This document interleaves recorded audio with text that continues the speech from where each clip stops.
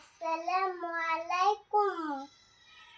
আমি একটি গজল বলছি। গজলের নাম নবীজির আগমনে। লিখেছেন শরবত আলী মণ্ডল।